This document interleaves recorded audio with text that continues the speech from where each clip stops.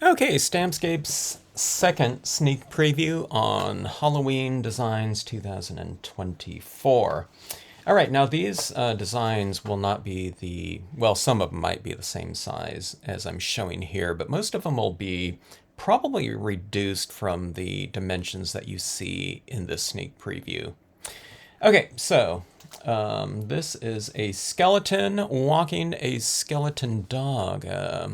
I don't know. I do like to have my Halloween things kind of spooky looking, but I think it's kind of fun to have some humor with Halloween as well, and just to have some fun with it. So,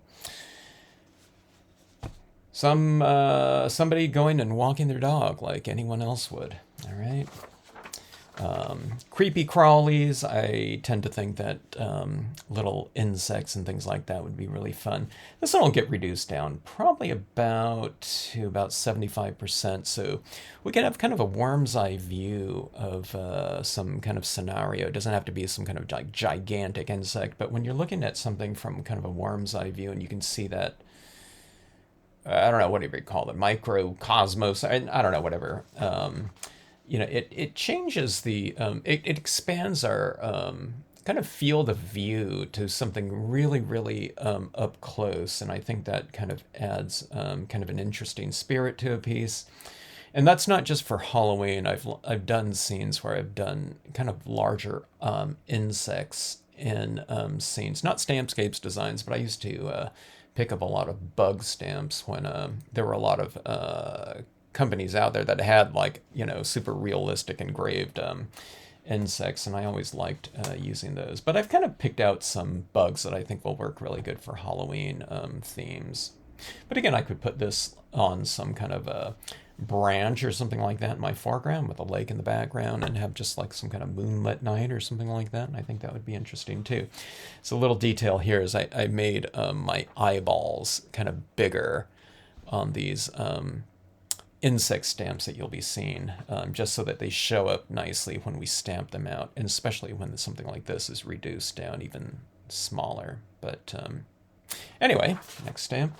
Okay, you've seen this skeleton before in different lines, but I don't see it being sold too much anymore, so I'm going to do it in a couple different sizes like this.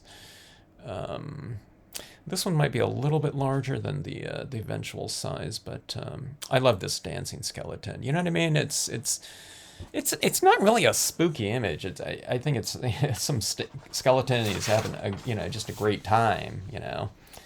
Doing whatever. So you can have it dancing around under the moonlight or something like that, or it can just be I don't know, whatever, rejoicing. All right. This one right here is a bat. You can have it like a hanging branch or something like that, or something like that. Spooky branch would be great, but any kind of I would do a kind of a skeleton branch probably, so for some kind of foreground. And this one's really small right here, so this will be the size that I'm doing it in. You can see the size of my finger, or like a Q-tip right here. All right, but see that right there. So when I'm printing these out too, I'm looking to see if I've made my eyeballs, glowing little eyeballs, large enough so that when we do stamp these out, something like that will show. And when you're stamping something out like this, sometimes those eyeballs kind of close in a little bit more because we're stamping out ink that's going to be, pressing outward like that. So if you have an interior kind of area like that, sometimes you have to make those areas a little bit bigger to compensate for that ink that's going to stamp within that space. We don't want to, with these really tiny images, you want to make sure that your ink pad isn't like overly saturated with ink and just so sopping wet that you're going to fill in those kind of detailed areas like that. Although you could have it as a silhouette or something like that, but just those eyeballs kind of make it pop a little bit more. Okay, here we go right here. A nice creepy crawly like that. I probably shouldn't make that one any smaller than that, because if it gets too small, we'll probably not be able to see it. But I don't know, maybe two different sizes or something like that on that one. If I go much smaller on this one right here, you got to be careful with these smaller designs that you don't lose them. Easy to lose those small ones. Okay, now this one right here is going to be much smaller, probably about 70% about this high, but we have our skeleton bride here in her wedding dress. Like a raven right here. And again, with the eyeball like that. So if we stamp out a bunch of these kind of creatures like that with those eyeballs, I think it would look really cool. Or you can stamp them out on a dark piece of paper and then draw back in the white eyeball like that. So you have these kind of like creatures kind of peering out from the darkness. Oh, what's Halloween without a black cat? I have a couple different versions. These are kind of small. I can't zoom in. Well, maybe I can zoom in a little bit more like that. But, black cat, you can have it walking around a wall or something like that. I think that would be kind of interesting. Or you can put them on top of a, I don't know, rooftop. I don't know, something like that. Okay, now here's another one of those ravens. I'll probably do this one kind of, quite a bit smaller. Maybe even smaller than this one right here. And we'll shrink this one down a little bit. So I don't know. What I'll do is I'll look at scale and I'll decide what sizes to do these on. See, these are two different ones. You can kind of use them in the same scene, kind of looking at each other like this.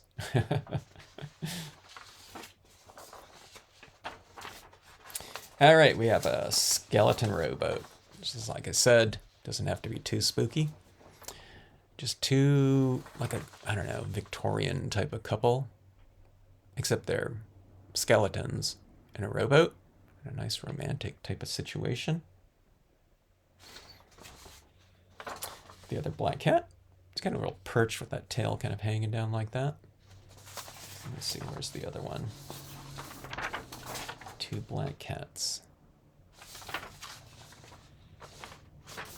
All right, going back to more creepy crawlies, like snails and kind of like slugs or something like that I thought would be interesting here. I've done those kind of like little eyeballs on like that snail right in there. All right, now this is one of three. I don't have them grouped like this, but this is like frog eyeballs kind of looking out of water. And then we have a lot of kind of water scenarios, lakes and things like that. I'll probably combine the three frog heads together in one stamp and it'll be kind of smaller. So right here I'm looking to see if I've left enough kind of that white space within that area so that it doesn't just combine into one big black area. We want some definition within that space right in there.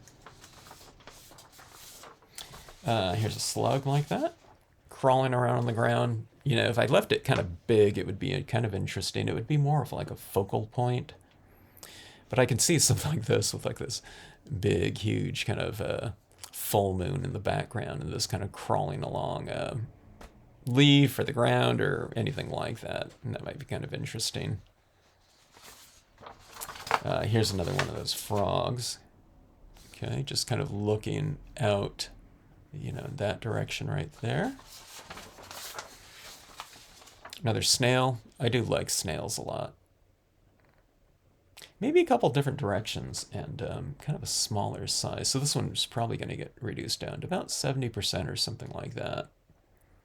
And maybe I ought to flip-flop it where it's like really small and kind of going off in the opposite direction, just for some variation. This stamp right here should translate very well, like at 50% or something like that with no problem. Oh, shark fin. Okay, this one's going off to the left. So I'll probably call that shark fin right. And I see this one as being, you know what I mean? Let's throw it into a lake or something like that. Something real pastoral and mellow and, I don't know, some kind of landscape and harmony.